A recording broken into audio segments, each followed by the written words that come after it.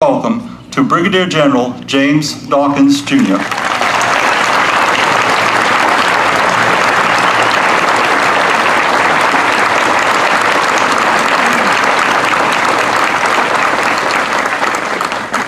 Well, good morning.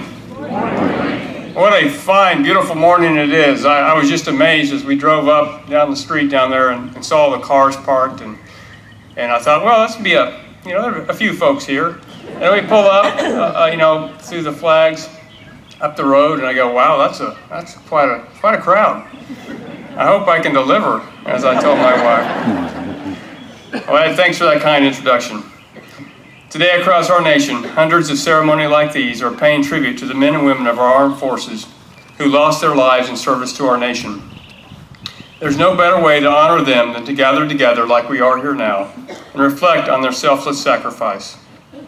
Since the birth of our great nation, we've been lucky to have brave men and women ready to lay down their lives in order to preserve our American values and way of life.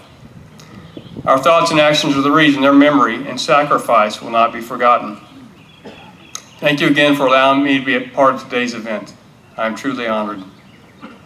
I'd like to take a minute to recognize and sincerely thank each and every one of you here today for your service and commitment to America's veterans and its military.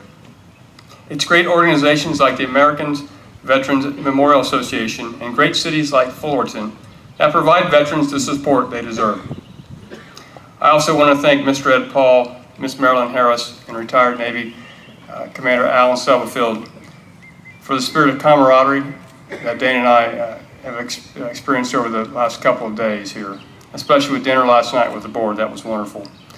Finally, I'd like to thank all the other personnel and organizations that contribute to make this observance possible. What has struck me over the last day is how the ceremony has grown from its humble and solemn origins to become as large as I described it earlier. I think it's worth noting and saying again that there's over 700 volunteers. We've got over a couple thousand folks here to pay tribute to 4,100 veterans.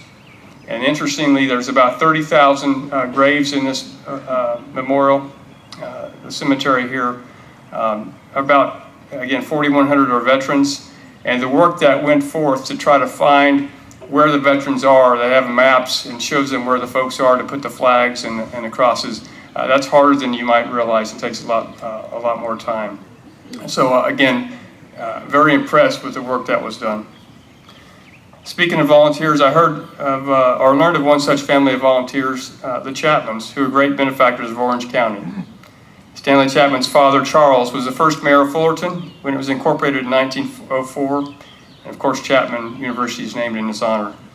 Like his father, Stanley led by example and contributed to the community. And he's why we are here, because of the tradition he started 79 years ago today. A few other folks have carried on the tradition of honoring the fallen over the years. Retired Air Force Chief Master Sergeant Les Cleaver led the program from 1965 to 1979. What a patriot he was. In preparation, it was explained to me that he stored all of the flags and crosses in his garage, recruited volunteers from the local area, and just from the general public to get them to come out and help to keep this tradition going. Yesterday, it was my honor to lay flowers in the mausoleum behind you for the veterans lost in World War II, the ones that they've not identified, or the remains were not identified, as well as on the graves of a veteran from each of the 3 centuries. We went around the cemetery and we laid a flower on the grave of Sergeant William Strock from Civil War. Again, Chief Master Sergeant Les Cleaver, who served in World War II, Korea, and Vietnam. And then to Staff Sergeant Jeff Twynham, a Gulf War veteran. We also laid flowers at the grave of Stanley Chapman, who served in World War I and founded the ceremony. And of course, those familiar with the ceremony know the last name here, Commander Buck Caitlin, World War II submarine commander who led the program for 37 years. Commander Caitlin helped form the American Veterans Memorial Association and provided leadership until last year when he passed away. Commander Caitlin made the ceremony into the world-class event it is today. One of the reasons I was asked to speak this year is because it's the Air Force's 70th anniversary, and yes, we are the youngest service. In 1947, outspoken advocates for air power, risked reputation and rank to establish the United States Air Force as a separate service.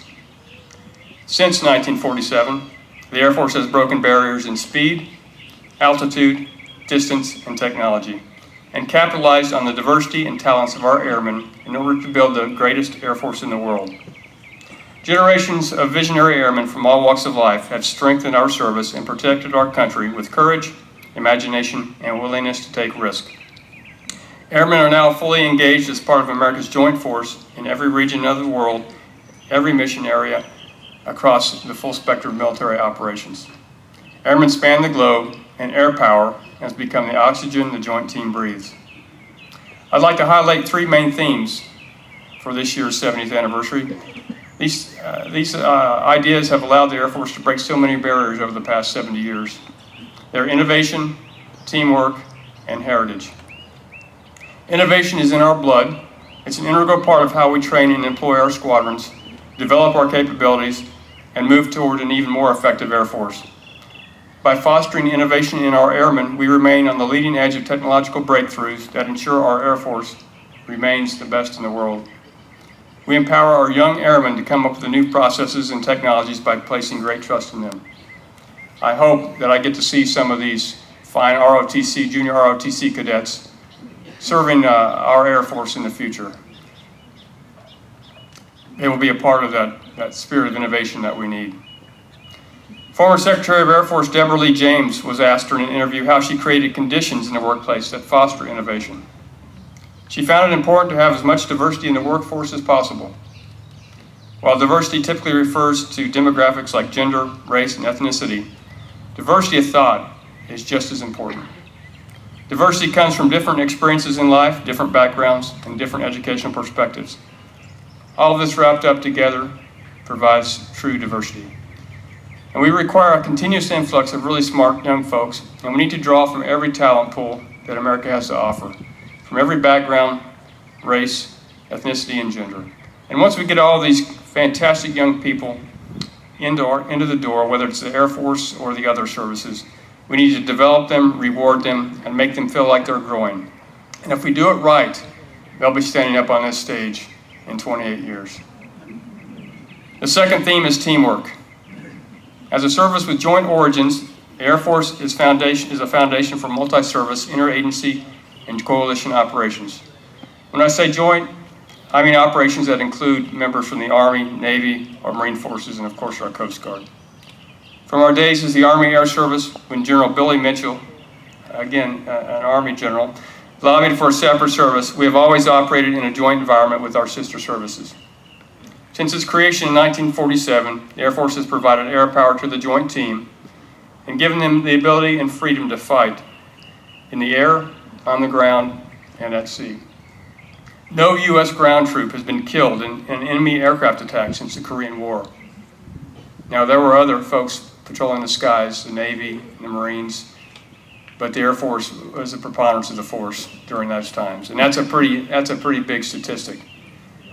This is the result of air superiority, which allows us to operate uncontested in the skies above the battlefields, so that our ground force brethren can do what they need to do and take the fight to the enemy. Throughout the Vietnam War, Desert Storm, Operation Iraqi Freedom, Operation Enduring Freedom, and our current conflicts, air superiority has protected our troops and saved thousands of lives. So we must continue to breed a culture of teamwork with our sister services and allies, because we've learned lessons, sometimes the hard way, that joint operations are the future of all operations. We will continue to approach conflicts as a team so our national interests and those of like-minded nations can be pursued. The third and final theme for the Air Force anniversary is heritage. It's a little bit of what we're celebrating today. Since 1947, courageous airmen have refined the Air Force mission to fly, fight, and win through blood and sacrifice, ensuring unique contributions of air power will endure long into the future. Throughout its history, the Air Force has shown tenacity in Korea's MiG Alley, endurance in Vietnam's Rolling Thunder campaign, decisiveness over the skies of Baghdad during Desert Storm, and resilience in Iraq and Afghanistan. Throughout these conflicts, many have laid down their lives in service to this country. Many with the names like Captain Stephen L. Bennett did during his service in the Vietnam War. Captain Bennett was an Air Force officer, and he was posthumously awarded the Medal of Honor for his heroic actions in Vietnam in June of 1972. While piloting a light attack aircraft near a heavily defended area in Vietnam, Captain Bennett and his observer saw a large concentration of enemy troops massing for an attack on a friendly unit. He requested air support, but was notified that none was available at the time. He also requested artillery support, but that too was denied because of the proximity or the closeness of the friendly troops to the enemy. They didn't want to kill the friendly troops when they were taking out the enemy at the same time with the artillery. So Captain Bennett took it upon himself, because he was determined to assist the friendly unit. He decided to strafe the hostile positions, and he didn't have a very big gun on this airplane, but it was big enough. After 4 strafing attacks, the enemy force began to retreat. On his 5th pass, his aircraft was struck by a surface-to-air missile, which damaged his left engine and left landing gear. The fire spread quickly, and Captain Bennett soon realized he could not make it back to a friendly airfield. When he and his observer began the preparations to eject from the aircraft, they discovered the spotter's parachute had been damaged by the impact of the missile. Although Captain Bennett had a good parachute, he knew that if he ejected, his partner would have no chance of survival. Captain elected to ditch into the Gulf of Tonkin, even though he realized that a pilot of this type of aircraft had never survived a ditching. The impact caused the aircraft to cartwheel and severely damaged the cockpit, making escape for Captain Bennett impossible. The observer made it out alive and was rescued. Captain Bennett's unparalleled concern for his companion, extraordinary heroism and intrepidity above and beyond the call of duty, at the cost of his life, were in keeping with the highest traditions of the military service. His is just one of many stories that are being told across our great country today, those that have given their lives so others may continue. Which brings us back to the reason we are all gathered here today. We gather to honor those who gave their lives during service, from the beginning of honoring Civil War veterans to the observance we now know as Memorial Day. One of my favorite traditions is the manner in which we fly our flag. You saw that it was raised all the way up to the top, momentarily left there, and then lowered to half-mast.